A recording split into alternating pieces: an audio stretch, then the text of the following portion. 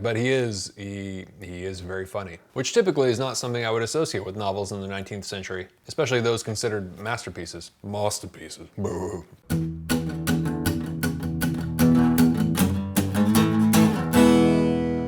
Better than food, man. Good afternoon, everyone. Welcome to Better Than Food Book Reviews. I'm your host, Clifford Lee Sargent. Great to see you as always. Hope you're doing very well. For the proper viewing experience, please go get that coffee. Any coffee will do, but pour over may be the best.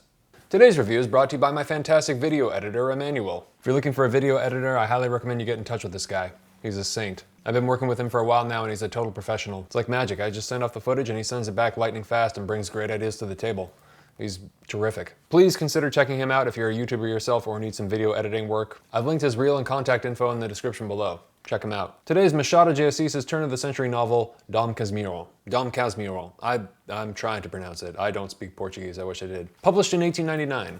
Or 1900. I hate to spoil books, but unfortunately, with this book it's very difficult for me to describe the genius without telling you what happens. So please go and read it first, then come back. Or watch this, forget what happens, give it a little bit of space, go and read it, and either way, come back. I don't think this is gonna be an issue, but I make no guarantees. I'm a huge fan of Brazilian literature and authors. Frequently, they're some of my favorites. Machado's Epitaph of a Small Winter was a fantastic book, and of course, following that review, which is by far the most successful I've ever done as far as views and what have you, there came an onslaught of recommendations for Dom Casmurro. At first, I didn't enjoy this as much as Epitaph. Even though it is actually very similar in the structure. There's a principal narrator who is telling you his story. It's kind of a memoir. It's looking back on things that have already occurred. Machado de Assis is sort of like the Brazilian Michel Houellebecq of 1800s Rio de Janeiro. His books are filled with satire, irony, and subtly cynical black comedy. If you'd like to know more about his biography, which is very interesting, I've given a short one in my review of Epitaph, which I've linked below. Dom Casmurro is widely regarded in Brazil as a masterpiece by one of Brazil's greatest authors. Comes highly recommended. I'm paraphrasing here, but he's considered the greatest black author of Western literature by Harold Bloom, and the greatest Latin American author by Susan Sontag. Machado is simply, in my opinion, one of the greatest authors, period. A total underdog and criminally underappreciated. Totally subversive. And so forward-thinking and modern in his approach. It really is so fresh still. Even coming out of the end of the 1800s, it's insane. It was published after Epitaph of a Small Winter, which is also called, Epitaph of a Small Winter is also called The Posthumous Memoirs of Brás Cubas. Both of these titles, they're not good. They're too long. It was part of a trio with the other one is I don't know how you say it in Portuguese, but it's called Philosopher or Dog in English. I haven't read it. It's part of a trilogy. So, anyways, this is from the afterword. Assuming that his readers will be respectable citizens who wish to be entertained and rewarded with a reassuring impression of tenderness and love, Machado disappoints them. In all three novels, a negative irony corrodes the ideologies of his time, criticizing the realistic pretensions both of romantic sentimentality and naturalist determinism. That's just awesome. I struggle to make comparisons because that's why I call them the Brazilian Michel Houellebecq, because there's nobody else that I can think of. I was thinking like Lautremont just for like a split second, but that's way more poetic and kind of vicious and experimental. But it's like, it's got that kind of poetic, strange, experimental quality mixed with cynical reflection, kind of self-deprecation, and critique of society at the time. Yeah, sure, like all the things I've already said, probably. But Houellebecq is the only one, although Machado is far more romantic. It's far more like fin de siècle. It's far more, because that's what he's like coming out of. I haven't read Tristram Shandy, but it's compared to that a lot. I think I said that in another review too. This story is similar to Epitaph in that it is narrated directly to the reader by the main character, who's done some stuff, and now these are his memoirs basically. This fellow's name is Bento Santiago, who has a nickname later in life, Dom Casmurro. So yeah, it's about this young boy growing up in Rio de Janeiro who is very close with his mother. Machado was born and raised in Rio de Janeiro as well. And his mother has decided, before he was born, kind of, to make him a priest. I think there was a question of him surviving as an infant, or there was some issue, if I remember correctly, and she promised God that if he lived, if he survived, then she would make him a priest. But Bento doesn't want to become a priest. And while growing up, he's falling in love with a friend of his, who is this neighbor girl named Capitu, who, according to John Gledson in the foreword, may be the most famous female character in Brazilian literature. So the plan is worked out where he'll go and spend a short time in the seminary, studying to be a priest. And if it's not for him, if he doesn't like it, after a year or so, then he can go and do something else. While spending time in the seminary, he makes a friend named Escobar, who is also not really that interested in becoming a priest and wants to study business. When they get out, Bento marries Capitu, and Escobar marries Sancha, who's the best friend of Capitu. So the couples are friends, you know, everybody knows each other, and they all go and spend time together. Bento and Capitu try to have a baby, but for a couple years nothing happens. And then suddenly it does, and they have a little boy named Ezekiel, who grows to have a silly habit of imitating people, as they refer to it. One quick note, a few times along the way here, Bento recalls meeting Escobar, like spotting him, in close proximity to his wife, Capitu. Interesting. And unrelated, of course. At first he thinks it's just the child's ability to imitate people, but then he starts to resemble, according to him, like indisputably it seems, not Bento himself, but Escobar. Interesting.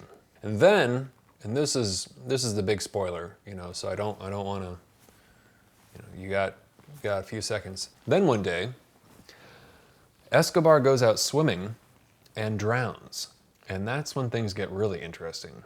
So he can't confront his friend to get the truth from him, even though his suspicions are like going wild. And he starts to seethe with jealousy. That's what the book is about. It's all about obsessive jealousy. Eventually kind of banishing his son and wife to Switzerland and becoming this strange, reclusive, hardened figure. And when his son returns to him, Bento has this to say. And while there are many lines from the book that are worth reading, this one I found the most chilling. You really see the author of Epitaph emerge kind of out of the sinking ruins of this relationship. Ezekiel, fully grown, has now come back to visit Bento, who's older. And this is Bento speaking. He spoke with real enthusiasm of antiquity, told me about Egypt and its thousands of centuries without mixing up his figures. He had his father's head for arithmetic. Escobar once impresses Bento in the book by, you know, he says, give me a whole bunch of figures and I can just do them in my head. Even though the idea of the other's paternity was quite familiar to me, I took no pleasure in the resurrection.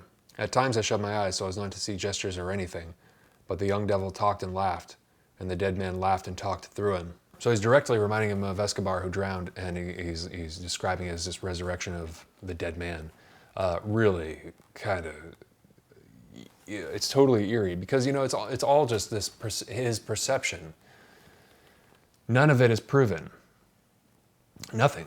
Like that's the big thing with the book. We never actually have any proof of the infidelity occurring other than what's happening in his narrated story. So we have no idea, and we never find out. But that's not really what the story is about, whether or not she did it. Rather than depicting an actual crime, it's about the idea of distrust and jealousy. Apparently, it's one of the most discussed things in Brazilian literature. You know, did Capitu cheat on Bento?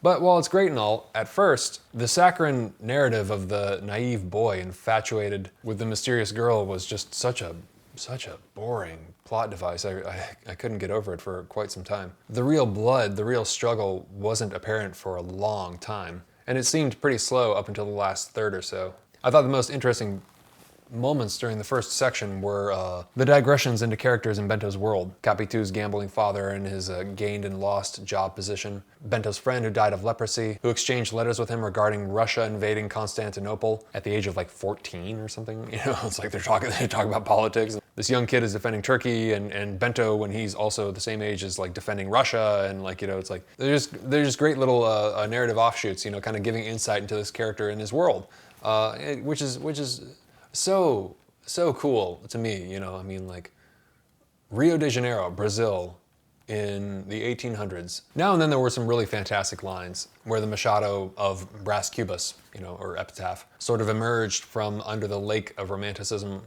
under which the novel is submerged. And those lines almost make all of it worth it, you know. Simple, clever, direct, totally ahead of their time and modern, just sniper bullets of sentences. They're perfect. That's the reason for me to read Machado de Assis, because he was really quite a trailblazer for the modernist, and I think maybe even the postmodernist novel.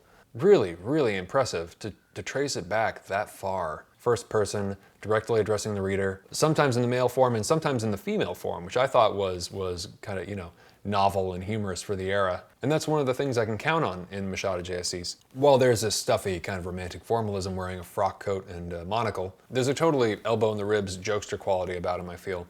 Or maybe, you know, kind of like the guy who, like, while he's about to take a drink, says something like completely cynical, but just perfectly on point, and then just, you know, looks away. More like that. Maybe he's not really a jokester. I kind of take that back, but he is very funny, which typically is not something I would associate with novels in the 19th century, especially those considered masterpieces. Masterpieces. You know, those that are highly regarded. Any sort of humor in those, I feel, is usually so specific or inside, the average reader would gloss over the lines completely. But with Machado, it's directly accessible and clearly demonstrative of his genius and originality. You know, a great blend of high and low. I think he also adheres to Shakespeare's wisdom that brevity is the soul of wit.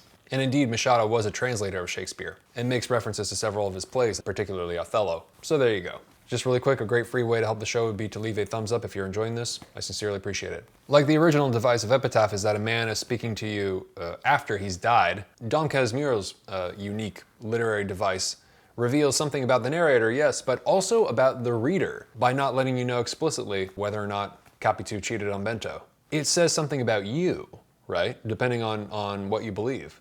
And that's great. You know, it's not a trick, but it is a kind of a mirror in a way, which is compelling, no doubt. At first I just didn't like it as much as Epitaph. I didn't think it was as strong. Not until page 210 did things really start to kick into high gear. And a couple pages later I finally say to myself, just like, Jesus, that's the work of a genius. This thing is only 258 pages long, so that's the majority of the book, mind you. But at that point, now, you know, all of a sudden, with the setup, with his metaphor, his description of Capitu's undertow eyes, like an ocean, you know, that sucks you back in, right? After the wave crashes. And she's not crying at Escobar's funeral who drowned from swimming. Maybe he got caught in an undertow. That's probably my favorite part of the whole book, is that whole metaphor, the oceanic metaphor. Undertow. Great word, beautiful tragic imagery. The unreliable narrator's unreliableness increases to a fever pitch when he decides he's going to kill himself. And there were some things that hinted to that along the way. Well, you know, hinted to the manner in which he's going to kill himself. And then finally there's a scene not unlike the scene in Welbeck's Serotonin with the sniper rifle. Right. If you've read it, you know what I'm talking about immediately. Except this time it's poison inside a cup of coffee. It's dark. Now yeah, this is the real genius of the book, in my opinion. Bento, the unreliable narrator, is our only narrator. He never gives the full description of events. He omits things. He contradicts himself. He sort of fumbles occasionally, good-naturedly it seems. He kind of excises things. He even says it. He's like, I'm not going to describe X, you know, right now. I'm not going to tell you what it was. Except gradually his suspicion grows.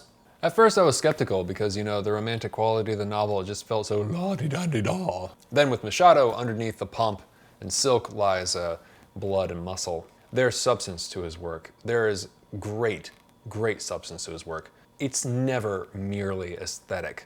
And, you know, even if something is pretending to be aesthetic, you know, or pretending to be surface, you can find depth within it. That's why I love Against Nature by J.K. Huysmans. Though like any great author, he's a master of deception. I wonder if Dom Casmurro is a reference to Don Quixote, where Bento sees an affair where there was none, as Don Quixote sees, you know, giants where there are only windmills. I think I read that Machado was influenced by Cervantes, so there you go, right? I'm sure there's also plenty of cultural commentary about life in Brazil at that period, but I think I'll have to discuss that in an extended review someday, when I have more of a handle on the society and politics of the time. So better than food? Absolutely. Definitely. So you should read it. If you're looking for a romantic, a novel with romanticism that completely defies convention, with cynical humor and a modern sensibility, hit it. Machado translates in English to axe, which is very appropriate, because that's what he was, breaking through the thick, rotting deadwood of stale convention. If you're a fan of Shakespeare's Othello, or Wuthering Heights by Emily Bronte, or Swan's Way by Proust, which definitely seems to share some themes with this one, also, you know, fantastical novel that came later, or Madame Bovary by Flaubert, of course, don't hesitate. It's terrific. In ways, it's like a consolidated Madame Bovary almost. And by the end, it started reminding me in the best way of Poe. I'll tell you right now, he's the best writer of them all, probably. So what did I dislike about the novel? Well, at first I was well and truly bored. Up until Escobar dies, up until his friend died on page 210, really, which is the majority of the book. So if you're gonna get into it, I think you have to realize, if you're like me, you know, it's a slow burn. You really have to accept that he saves the best for last. You just kind of have to trust And maybe you'll get that feeling too, you know, all the exposition, all the setup, it's important. And it's necessary to trudge through a lot of exposition so you have the context and all the moving parts. It's probably for this reason that I enjoyed Epitaph of a Small Winter more, because it's like, you get a little bit more entertainment quicker with that one. But honestly, this is a brilliant book just the same. Ultimately, it's neither better nor worse, but I do prefer Epitaph. To compete with novels like this, written almost 200 years ago, is daunting. When trying to be original, you know, every generation has to contend with the historical competition, which makes the creative endeavor difficult for each new generation. So, good luck, Z's. You have your work cut out for you. Mine just gave up, for the most part. Or maybe that's just me. Is it better than food? Yes, it's one of the greatest. Coffee time. For those of you who are new, thank you so much for stopping by. I take the names of all the patrons on Patreon who have donated $5 or more per video to the show, and I place their names in this mason jar. I pull out a name for every review I do, and I send whoever's name I pull out a hard copy of the book I'm reviewing, plus a bag of coffee roasted by yours truly. And the coffee is delicious, trust me. If you'd like to get in on that, you can click on the link below or go to patreon.com/books are better than food. Thank you so much. I really appreciate it. If you donate $1 or more, you'll get access to the patron-only reviews, the Discord channel, and the Better Than Friday newsletter I send out every Friday, which is just a list of 5 different things I'm interested in at any given time. Could be books, films, articles, music, all sorts of stuff. And the Discord is rad. There are tons of people with memes, making recommendations, all kinds of music. It's terrific. Also, if you win the lottery, I send you this nifty bookmark in the book, which has my face. And some stuff on the back. Anyways, unfortunately, international shipping is not included. Sorry about that. Thank you so much to all the patrons and best of luck. Okay, here we go.